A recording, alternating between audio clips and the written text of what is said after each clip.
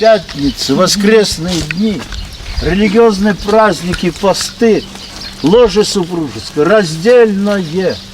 Если только падает зачатие в неположенное время, как правило, дети не в радость родить. Они с недостатками рождаются, умственными, физическими, неуправляемыми. И разные другие недостатки. Наркоманы, пьяницы по тюрьмам, по дурдомам и прочее, прочее. Их отмалывать надо. 150 Богородицы на каждой десятке Цариц Небесной. Прости жизнь мою, спаси семью мою, отмалывать надо. Свои примеры исправлять, додавать, что не додано, и сюда навозить. Записывать не только здесь, и в других храмах. И они переменятся. И будут иными. Солнце не зайдет во гневе вашем, сказано. Будьте как дети. Только что не поссорились за какую-то игрушку, а через минуту давай играть, потому что они уже играют, забыли, что не стукнули друг друга. Кто первый скажет, прости, того и наград. Ну тяготы друг друга носите, один в одной мере, другой в другой мере. Помогайте им исправлять, сочувствуйте. Где бы сказать, не скажи, потому что знаешь, что он раздражительный. Крестите стол, когда садитесь за трапезу, читайте «Отче наш», Богородицы, и во имя Отца и Сына и Святаго Духа, Господи, благослови, говорите, а потом садитесь вкушать пищу. Психотропные добавки вот эти, яды, вот эти вот разные, которые мы знаем, вообще больше не знаем, чего едим, не имеют тогда силы такой разрушительной, аж те, что смертные мы слышим, испьют, не вредит их. Поэтому пользуйтесь этим, не ленитесь прочитать «Отче наш» и Богородицы недолго же и перекрестить стол.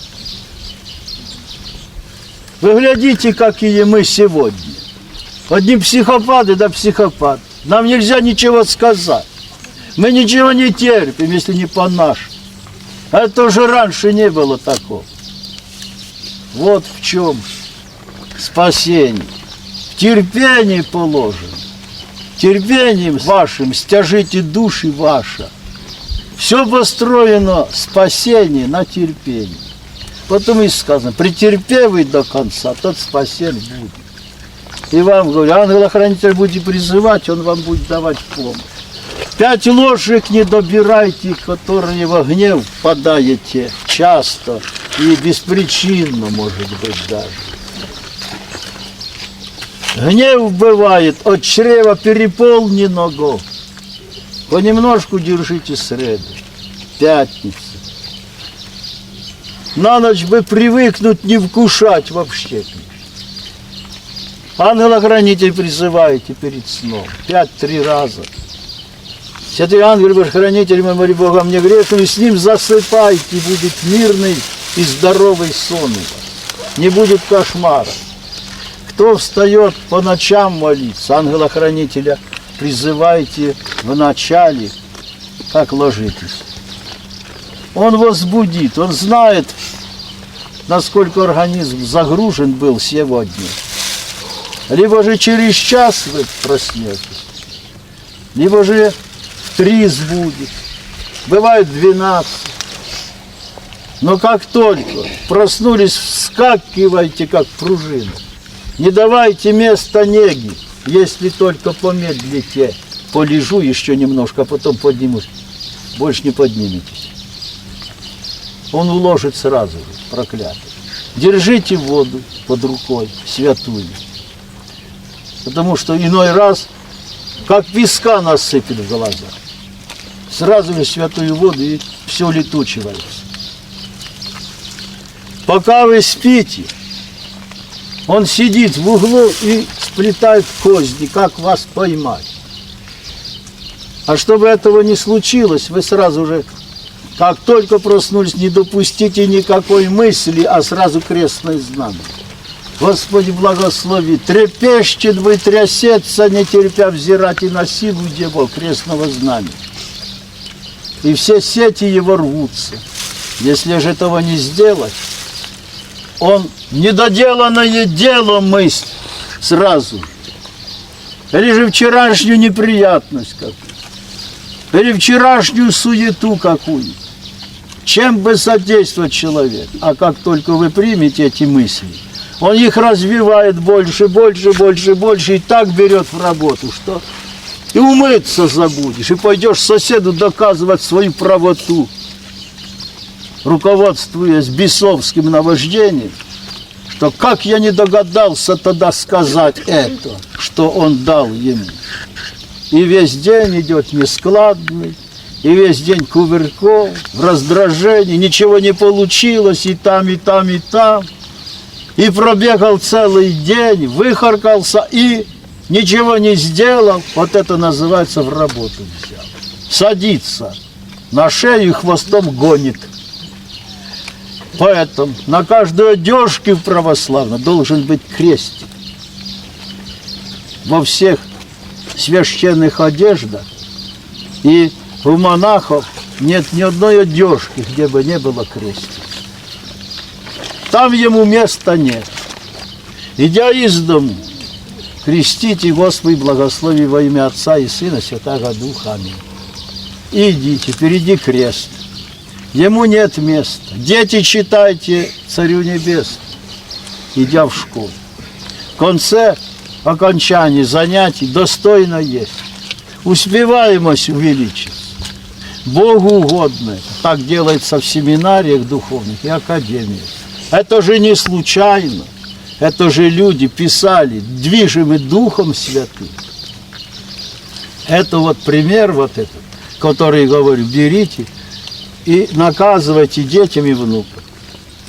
И будет у вас все ладно, и не будет врагу места. Прежде чем начинать дело, ангела-хранителя призови.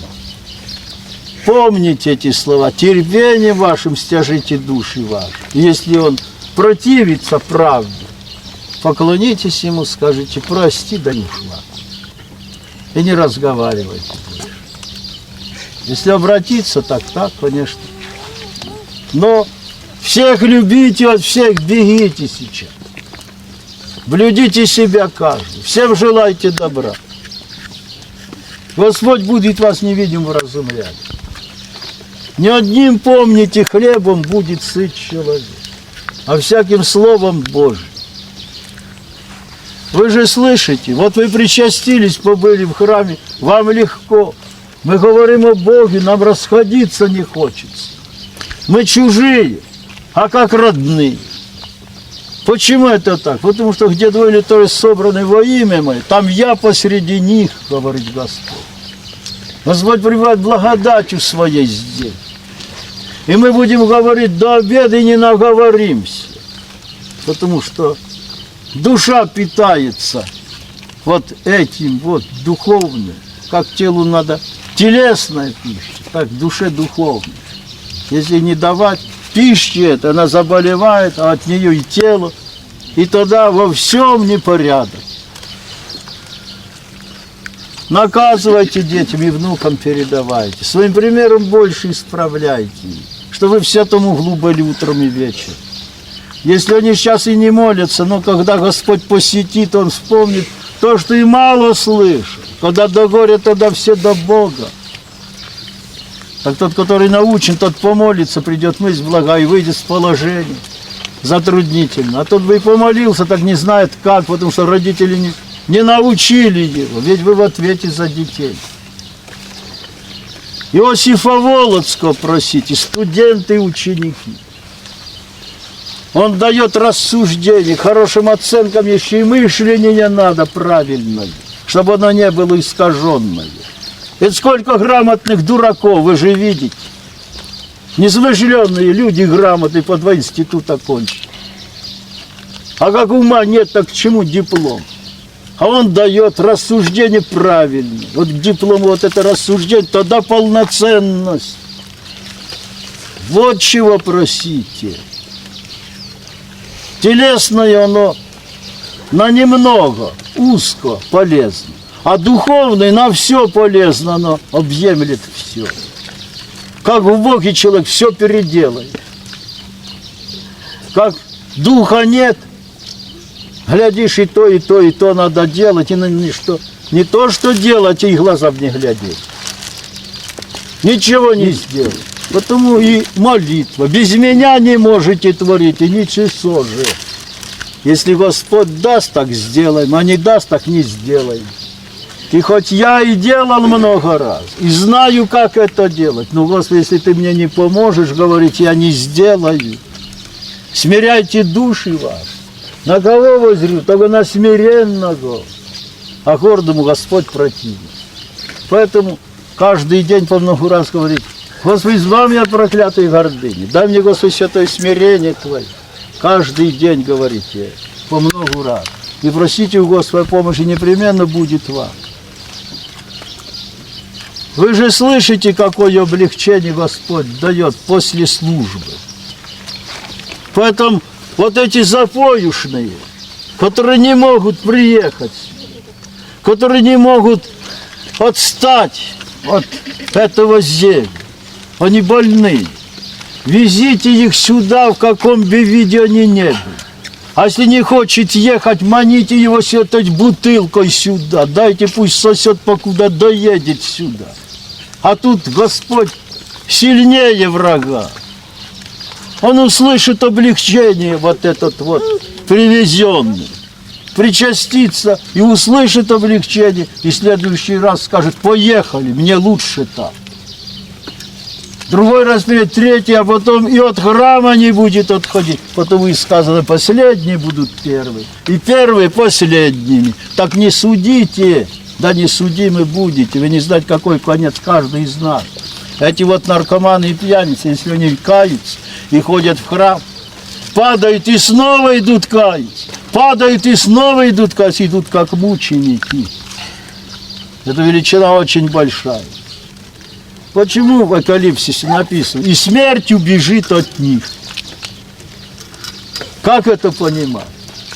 Да вот так же и жить человек не живет, и умирать не умирает.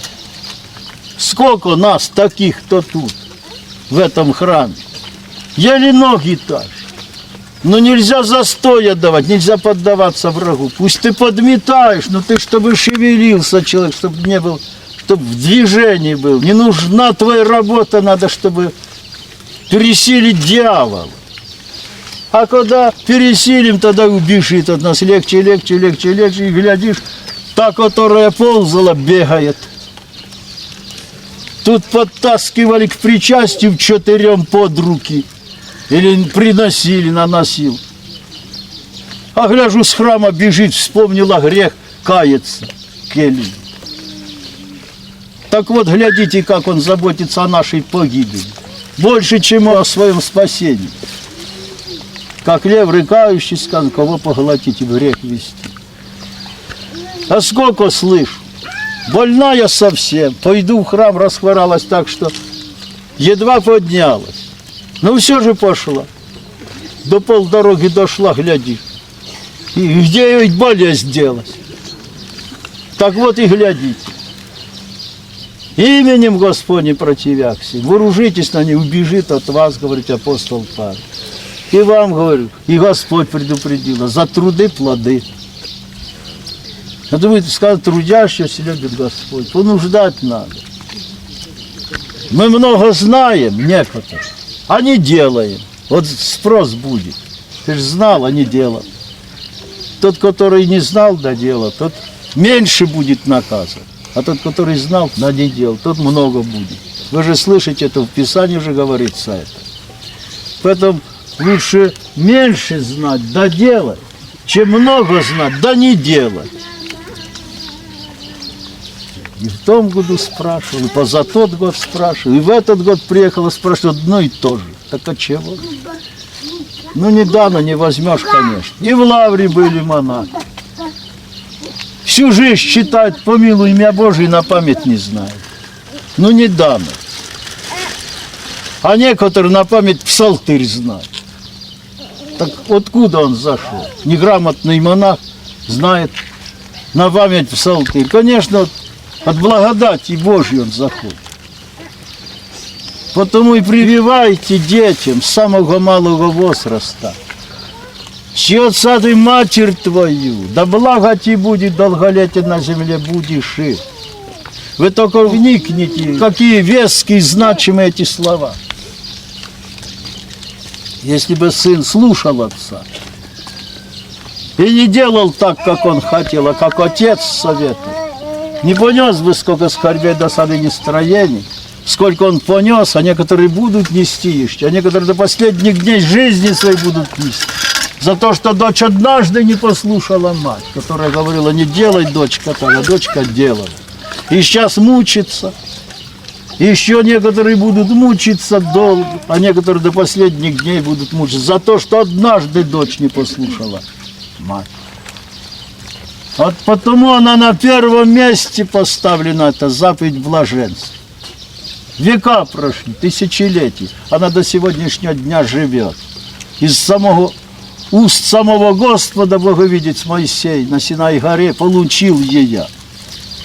До сегодняшнего дня Академии Северо-Духовной сдают экзамены по ним, по этой заповеди. Чтобы они с малых лет знали эти слова. И если они ползают по полу и ничего не понимают, а в доме мат, они усваивают или плохие слова, которые вы говорите во гневе. Они передаются на них, они будут хуже вас. Не показывайте сердце, дети. Не говорите плохих слов никогда, только любовные, красивые, хорошие, благородные, значимые слова говорите, чтобы они впитывали их самого малого. А если мат в доме, это все равно, что открытое туалетное написано. И кто и слышит даже, окружающий, как брызги, очищающий туалет, разлетается на других. Любовь на первом месте поставлена. И помните, что он сочетает человека человеку. Вы же слышите, в Писании это написано, в Евангелии. И что он сочетал, то человек да не разлучает. Ориентируйтесь на то, если Господь сочетает, люди друг без друга никуда. Оба. Им жизни нет друг без друга.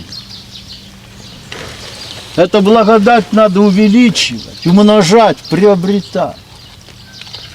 А как? Бога снова же впереди ставить, причащаться, в храм ходить, чтить праздники, воскресные дни. Тогда Господь исправляет людей.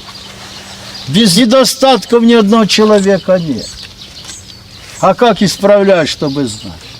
Что надо одному, то надо другому. Как у меня не один, так у меня не другой. Вот как исправлять. Тогда люди заодно живут. На первом месте любовь ставится, ласка, мир и богоугодное согласие. А мы Бога отвергаем и плоть впереди ставим. Плотской, она прилагается, она на втором месте. Богу это не угодно, тогда нескладности идут. Тогда нет благого мышления. Потому что Бога отвергли. И оправдываем лукавым себя оправдать. Не сошлись с характером. Да вы еще не узнали друг друга, вы только 2 месяца прожили. Вот что такое без Бога. И нет ничего угодника, когда муж и жена живут в согласии, написано и подчеркнуто. На первом месте, как сказал, впереди любовь, ласка, мир, угодное согласие. Тогда Господи и мышление правильное, и люди по-иному выглядят. Они наставляют невидимого от Бога. И когда приходит кого на эту должность ставить, так как сговорившись, все общество скажет, вот его, или ее. Потому что брак венчан, потому что живут в Боге, они по-иному выглядят, эти люди. И мышление в них благое, и рассуждение в них правильное. И они расположительны к себе. Они и терпеливы, и выслушают, и прочее. От них исходит как бы, говоришь с ним, приятно говорить. И как сговорившись скажут, вот того или того или того. Это от Бога. Все он, все им и все от него. А если он матершинник, да, дебошир какой-то, да, да все терпят от него. И вот его переводят куда-то. И как сговорившись, все вздохнут. Ну, слава Богу, наконец-то мы его лишились. Так вот, право и лево вам. Это же вы видите в миру, это же на практике видите. А потом, если человек ленится и не хочет трудить, тогда Господь посылает ему болезнь. Не хочешь так спасаться, так вот так спасать. И стонет, и хромает, и прочее, прочее, прочее. А если продолжает не хотеть, а небо повелело спастись этой душе, 10-й дорогой не пойдет, тогда сляжешь вообще в постель и будешь под себя. Еще хуже. А все равно будет спасать. Этими скорбя. Он поругаем не бывает. Его не перехитришь. Перед человеком оправдаешься, а перед Богом нет. Он зрит тайное сердце человечества. Поэтому помните, что мы на виду между небом и адом. И все дела наши контролируются демоном и ангелом-хранителем. Ничего он, проклятый, не пропустит, чтобы не записать. Так же и ангел-хранитель. Надумал человек доброе дело сделать. Но что-то не получилось. Не сложилась обстановка. А доброе дело будет зачтено как сделанное, хотя оно не сделанное. Так же и бес. Дал мысль, человек согласился на грех, а не получилось, не сложилось. Хоть и не сделано, он записал как сделано. Потому что за свободную волю будет судим человек. Поэтому я говорю, блюдите, как мы все опасно ходим. Садясь в трансфер у вас в власти, доехали, слава тебе, Господи. Не давайте праздности уму. Используйте время. Читайте Иисусову молитву. Богородица, ангел, храните всем святым. Не дай Бог, чего случится, ангел смерти, засвидетельствует, душа была в Боге. Блажен раб его же обрящим бдящим. К этому слова Писания. То есть молящим. Над всеми имениями поставить. То есть все грехи его прощены. Вот как это велико. Поэтому это очень ценно. И так и написано. Блажен раб его же обрящим бдящим. А если музыка играла, сразу прямо в ад. Недолго же сказать, Господи, благослови. Сделали дело, слава тебе, Господи. Ну вот так и живите, это называется в Боге. Понуждайте себе, за труды плоды. Трудящегося любит Господь. И детям прививай. Почему наши дети не устроены? И внуки. Да потому что беззаконник зачатый во грехах рожденный. А в невинца зачатая семья, да блуда рожденная называется. От него род не пойдет, она корня не даст, не благоволит к нему Господь. Почему Русь святая называлась Святой Русь? Да потому что ни одного так не было ни венчано, ни крещено, так ни одного было не венчано. Если есть возможность, так мать до груди не допускает ребенка, а вперед крестит. Вот так жили наши предки. А мы сейчас какие? И бабушка не венчит, и мама не венчит, и дочка не венчит. Так а что же мы хотим? У кого есть возможность, исправляйте. У кого нет возможности, уже кого-то живых нет. Читайте Благовещенский акафист Божией Матери. Там в 10-м Микосе есть такие слова. Ты бы обновила еси зачатые студни. Это детки, которые зачаты вне венца, это семя называется рожден от блуда. Потому имени складность, от него род не пойдет, она корня не даст, не благоволит к нему Господь. Вот эти слова сбываются на этом семени. Они не находят себе жизнь нигде. Все в них не впопад. Все в них ни на что нет смышления правильного. Потому что благословения нет Божьего на них. 150 Богородиц читайте. На десятки Царицы Небес спаси жизнь и спаси семью. Мы отмалывайтесь сами и отмалывайте их.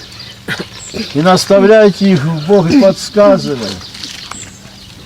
И непременно будь завтра умирать, а сегодня успей повенчаться. Те, которые венчаются уже в преклонных годах, да и вообще после венчания. Все слышат ощутимую благодать Божию.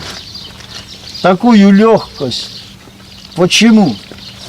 Потому что снимаются грехи былых дней, ошибки, узаканиваются дети, ограждается дом венцом, и с души как такое бремя спадает. И это так ощутимо, что все как один, венчающиеся этим, уже после, говорят, почему мы это раньше не сделали. Это 20 минут на всю жизнь. Вот такое наше нерадение. Не потому он не хочет венчаться, что он не верит. Он верит и знает, что это надо, но он себя не понудит никак. Одним не дает игромания, другим наркомания, третьим вино. Кого чем берет. И от этого нерадения страдает поколение. Будьте мудры, яко змея, и цели, яко голуби. Если он пьет, ну, купите бутылку хорошую, покажите ему, да спрячьте, а потом выпьете. Ну а что с ними делать? Вот так вот приспосабливать. Будьте мудры, яко змея, и цели, яко голуби. Имейте рассуждение, оно будет даваться вам постепенно. А то мы только выучили «Отче наш» недавно. А сегодня пришли в храм, о, как легко, как это, батюшка, ты мне быстрее отсчитай, да исцелят, а мне ехать надо, мне некогда. Так это чего? Или сразу дай. Всю жизнь грешил, а теперь и сразу дай. Так ведь надо каяться, отмалываться, за труды плоды. Бесповоротность на греховный путь. Глубину покаяния просить Иоанна Предтечи, начальника покаяния, больше всех рожденных женами, больше всех пророков, назвал его Господь. Начальник покаяния. Первые слова, которые произнес на Иордане: покайтесь, ибо приблизилось Царствие Небесное. Этими же словами через 6 месяцев вышел Господь до проповеди.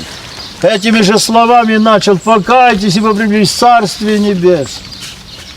На первом месте это стоит. Недорого начало человеческой жизни, а дорог конец. В чем застану, в том и судить буду, говорит. Поэтому цените, что вы православны. Благодарите Господа.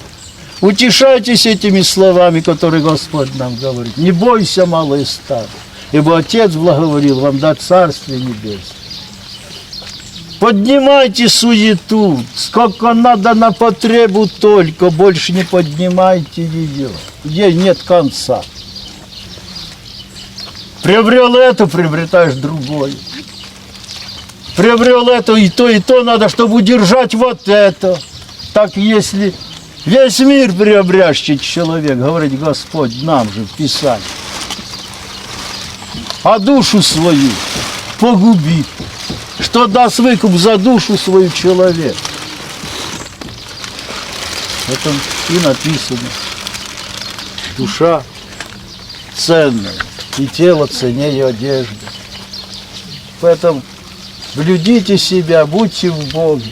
И здесь будет легко, и в вечности будет надежда. А без Бога и здесь утяжелятся дни грехами нашими, и в вечности не будет надежды. Приходит: батюшка, жить не хочется, тоска, уныние. И ему 20 лет только. Почему так? Да потому что не в Боге живет, а в развратную жизнь ушел. И благо, если находит двери в храм, да, слышит облегчение, и тогда уже от храма не отходит.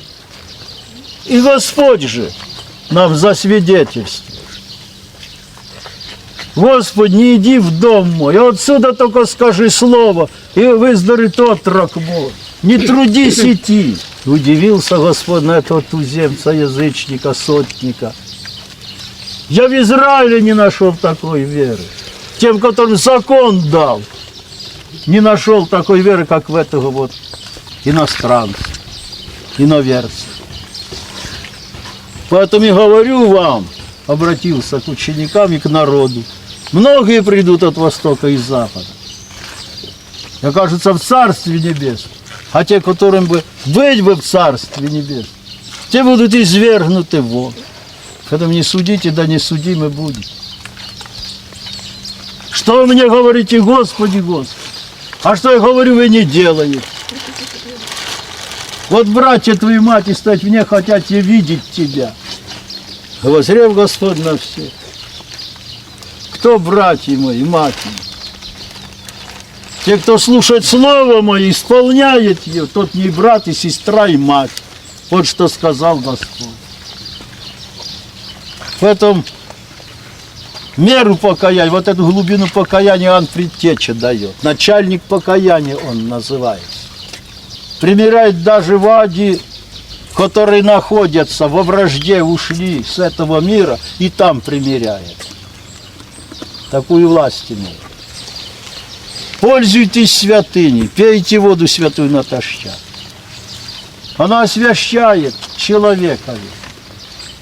И помощь большая, когда удручение приходит в течение дня. Пол чайной ложечки выпить, капельку пропустите воды святой. И сразу будет ходить капля моря освящать. Берите вот эту воду, везите родным своим, те, которые лежачие, соседи, которых вы знаете. Особенно по женских болезнях очень помогает. Кто приезжает сюда, вот это ВИЧ и прочие вот эти вот неизлечимые, от которых врачи отказываются, они здесь лечатся и ощущают люди ощутимую помощь. И сколько не приезжают сюда, и всем дает Господь, хоть он и недостоин человек этого, а все равно дает Господь. Хоть немного, но дает. Вот на этом месте. Потому что Богу угодно оно, да и вы ощущаете. Потому и сказано, не одним хлебом будет сыт человек.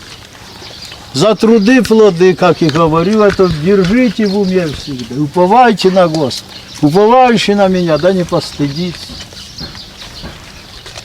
Напоминайте о Боге, своим примером исправляйте. Но вперед призовите ангела-хранителя, прежде чем говорить. Потому что он в другой мере и не способен слушать их. Его эти слова раздражают, он не может их слышать. Призовите ангела-хранителя, потом говорить. А то будете говорить, вам еще и обругают вас за это. Потом сказано, не метайте бисера вашу перед свиньями, чтобы вы не попрали его своими ногами, обернувшись, не растерзали вас. Ему хорошего желаешь, он тебя еще обругает. Вот к этому же слова эти. Так, страны Гадаринской просили, Господи, отойдет пределов наших, чтобы не было чего хуже свиней этих, которых потопилось 2000 в море. А самаряне удерживали Господа, побудь еще с нами, чтобы еще больше послушать Тебя, о Царстве Божьем. Так вот. Те, которым закона не было, и о Боге ничего не знали, те приняли веру вон как. А этим, которым и закон был, да не знали, что нельзя этого делать, а все равно делали. Свиньи им запрещены были, как нечистые животные. А римляне платили за них, это бизнес был вон какой. Как с ним расстаться? А это плодючие они были, эти свиньи. А юг, зелень, жуй, что хотишь-то. Поэтому и цена была для них. И они попирали закон. За это и потопил Господь, когда бесы просили. Нас легион сидит, нас много сидит. Если выгонишь, так пошли в свиней. И Господь повел, идите. Сбесновалось стадо все, потому что бесы в него вошли. Из крутизны бросились в море. И погибли все. Перепуганные пастухи побежали в город, оповестили, весь город вышел. И видит это бесноватого, которого с цепями связывали, да оковами. Он разбивал их и был гоним бесом. Ночью и днем в горах и в гробах кричал и бился о камни. Мучился человек. И насколько, что этим путем даже не ходили, потому что он нападал на всех без разбора. И ничего никто не мог сделать. А тут он сидит и одет, и в здравом уме, и все. И ужаснулись. Многие годы мучились с ним. Отойди от пределов наших, чтобы еще хуже чего не то не было нам. И отошел Господь на ту сторону Генесарецкого озера и удалился от них. Потому что они не способны были за сребролюбие вот это принять Господа. Потому что слава человеческая для них была больше, чем слава Божья. Потому так вот и в пример нам поставили. Тоже мы слышим, что мне не достоит еще сделать, чтобы Царство Небесное наследовать. Продай имение, иди за мной. И юноша отошел в печали, все заповеди сохранил, а это никак не мог. Обратился Господь ко всем, как тяжело богатому войти в Царствие Небесное. И еще больше усилий. Слова свои, удобнее верблюд сквозь вольные уши пройти, лишь богатому войти в Царствие Небесное. Тогда ученики: Господи, да кто же может спастись-то? Невозможное человеку, возможно Богу, ответил Господь. И тут же показал на Закхея. Проходя Иерихон, если можно сами Закхей сей бы старым этарем, то есть начальник на всеми таможнями был. Богат был, зело подчеркнут. А малого роста был, слышал много о Господе, я никогда не видел его. Побежал возлеженный, а я очень довидел тут хотячей минуте. Я го приди на место, возрев Иисус, видел рече к ним: Закхея, почався слезить, днесь в дому твоим подобает мы быть. По имени назвал их. И объявил, что он будет в дому в него. Обрадованный Закхей слез быстрее, побежал наперед, распорядился рабам, слугам, и принял Господь. Одних рабов только было несколько тысяч. И принял Господь. И коснулась грешника, это благодать Божья. За столом воскликнул Закхей: Господи, полимение мое отдам нищим, и как чего бедных воздам четверицу. Вот так бывает у Бога. И невозможное становится возможным. И вам говорю, что вот силен и зло превращать в добро, где не ожидаешь. И тоже, который вчера обижал вас, досаждал вам, придет извиняться, потому что благодать Божия коснется его, и он переменит. Господь всем хочет спастись и в разум истинный прийти. Если обращаются, так радость бывает на небесе, едином грешнице кающемся. Помните это. Благий человека любится, он и называет. Потому и сказано: уповающий на меня, да не постыдится. Да благословит Господь вас, домы ваши миром, любовью, благополучием, угодным согласием. Ангелом хранителем.